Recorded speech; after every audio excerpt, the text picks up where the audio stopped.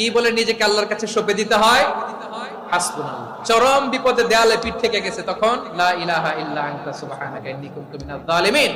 এরপরে লা ইলাহা ইল্লাল্লাহুল আযীমুল হালিম, এই দোয়া।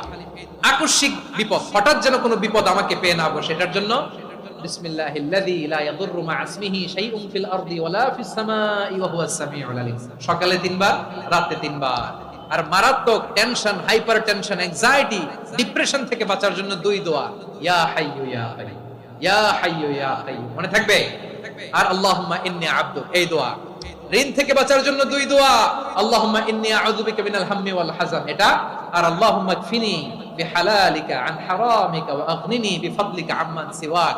আর সব সময় পড়ার জন্য একটা আমল দিয়ে যাই, উঠতে বসতে, অফিসে যাচ্ছেন, অফিস থেকে ফিরতেছেন, বসে আছেন, শুয়ে আছেন, ছোট্ট এক শব্দে আমরা যেন বেশি বেশি পড়ি আস্তাগফিরুল্লাহ।